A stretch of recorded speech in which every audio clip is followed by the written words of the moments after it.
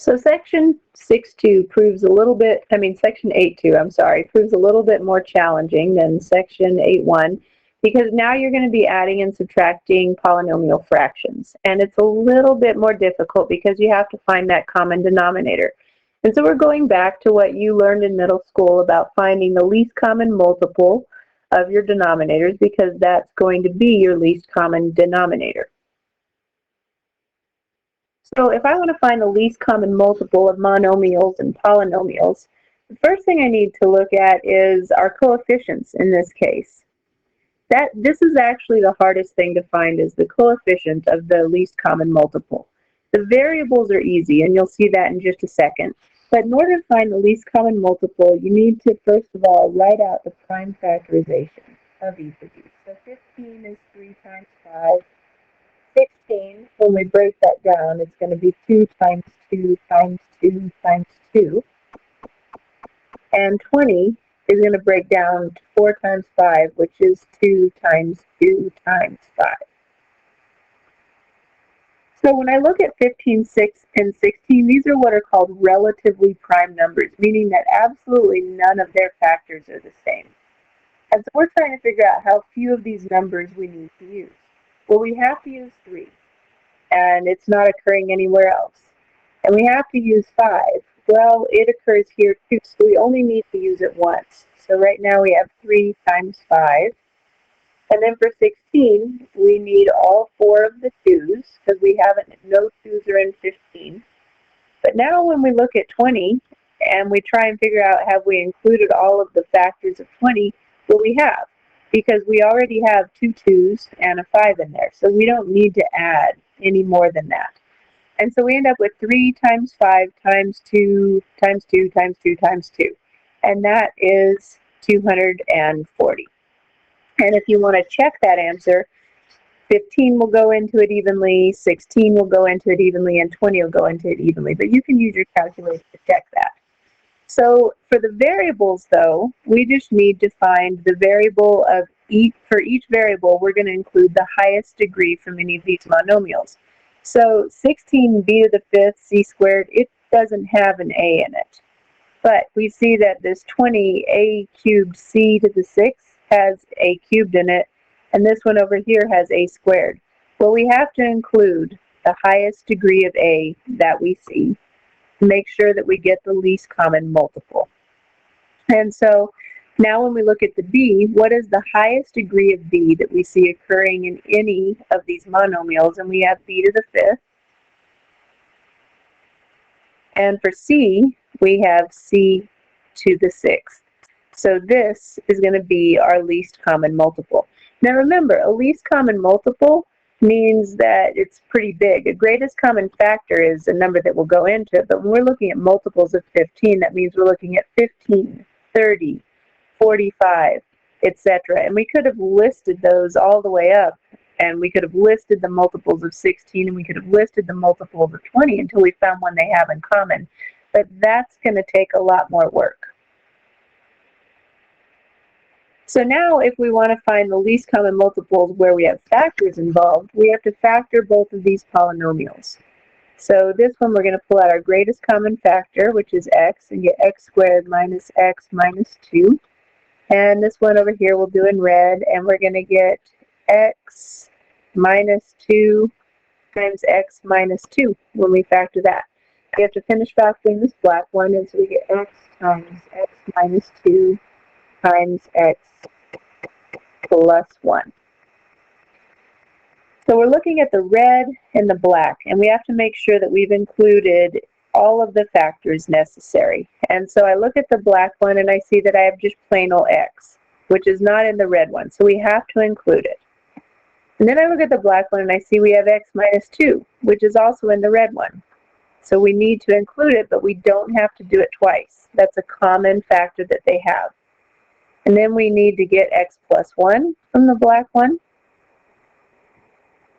And we still haven't included the x. We need to include one more x minus 2 because this requires 2 factors of x minus 2. So this is going to be the least common multiple for those 2 polynomials.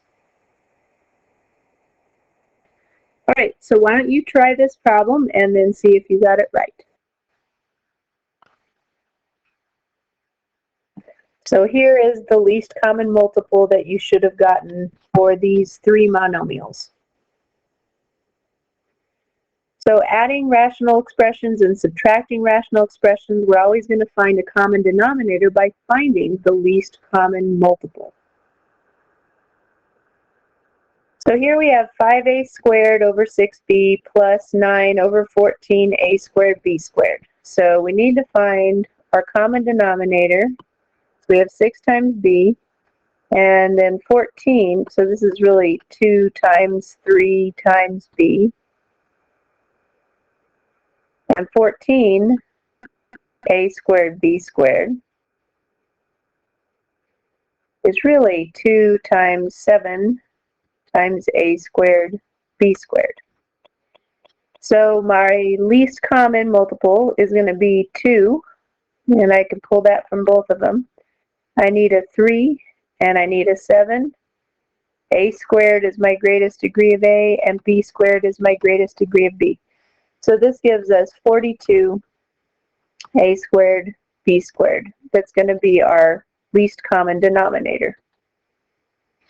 So I'm going to go over here and I'm going to write 5 squared over 60. I'm going to give a lot of room. And then I'm going to write plus 9 over 14 a squared b squared.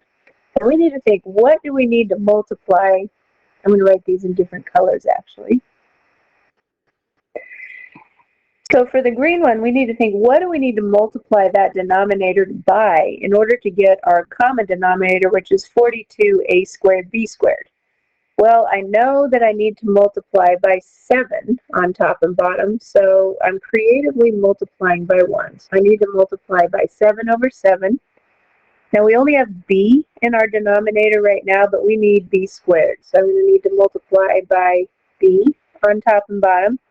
And we have no a's in the denominator at all in this case. So I'm going to have to multiply by a squared and a squared. And so I haven't changed the value of the expression at all. And now in the numerator, I get 35 a to the 4th b over 42 a squared b squared. And now let's go up to this red fraction.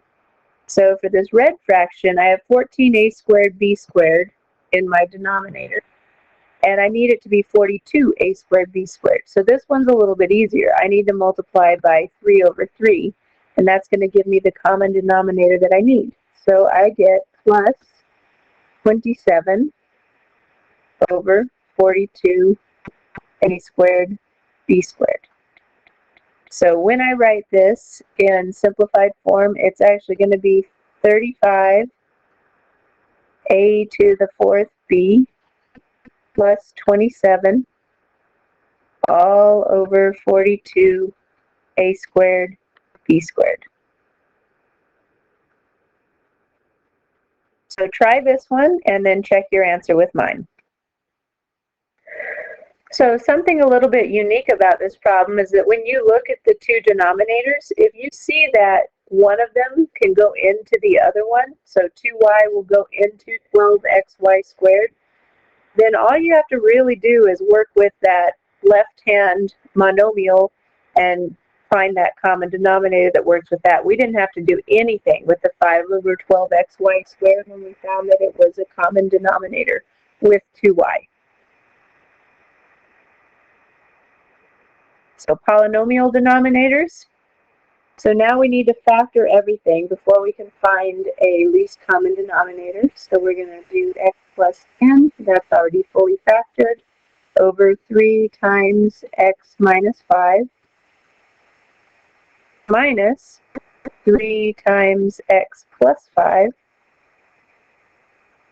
over 6 times x minus 5.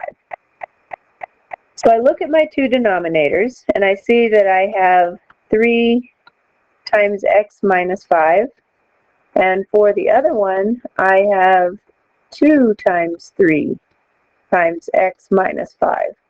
So the only thing that's missing from the first fraction is that it needs to be multiplied by 2 on top and bottom, because that is the only difference between these two denominators. So I'm going to go ahead and multiply by 2 on top and bottom. And now I have 2 times x plus 10 over 6 times x minus 5 minus 3 x plus 5 over 6 times x minus 5. So we have our common denominator, and we can combine our fraction now. And I'm going to distribute. In this case now, you are going to distribute and combine like terms. So 2 times the quantity x minus x plus 10 becomes 2x plus 20. Then we have minus 3 times x plus 5. And I'll simplify that in just a second. I did that to make sure we don't lose a negative sign. And you can keep the denominator factored. So we have 2x plus 20 minus 3x minus 15 over 6 times x minus 5. So this gives us negative x plus 5 over 6 times x minus 5. Now, unfortunately, there's one last thing we can do, and that's that we can pull a negative 1 out of our numerator. And when we do that, we get negative x minus 5 over 6 times x minus 5.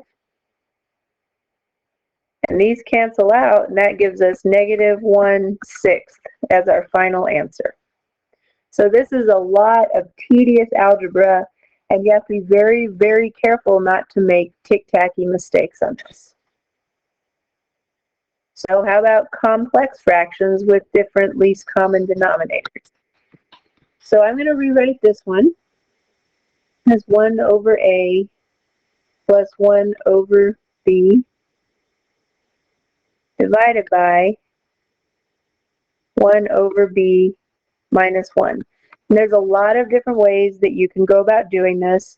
First thing I'm going to do is I'm going to work with this side. This is going to be my green side. And I know that my common denominator is actually going to be just AB.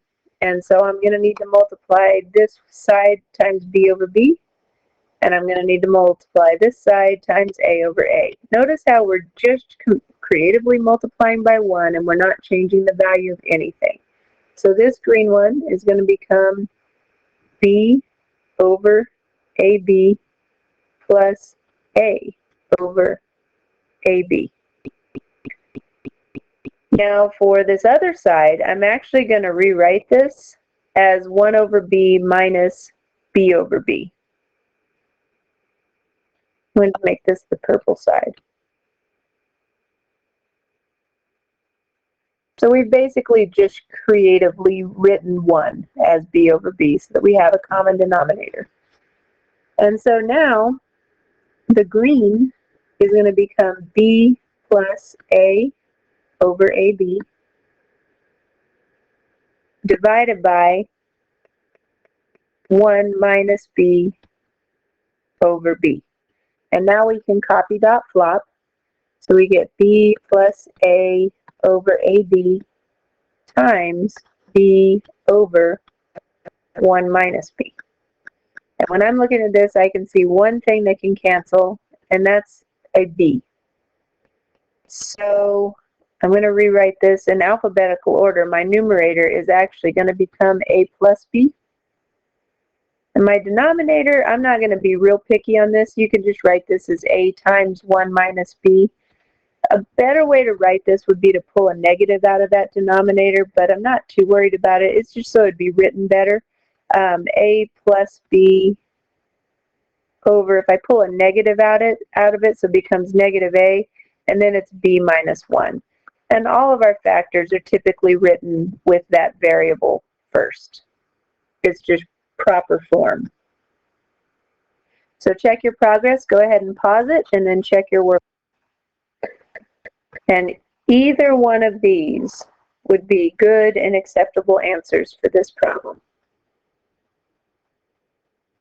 Complex fractions with the same LCD. And so when I'm looking at the numerator, I'm going to rewrite this as a division problem. So we have 2x minus 1 divided by 1 over y minus 3 over x. So for the green part, I'm just going to write that as 2x minus x over x.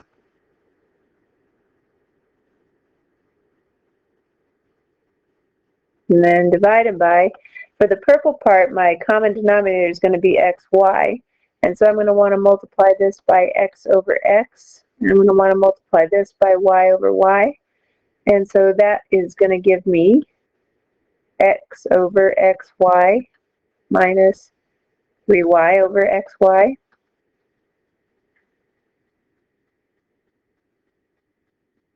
So my green side is now 2 minus x over x.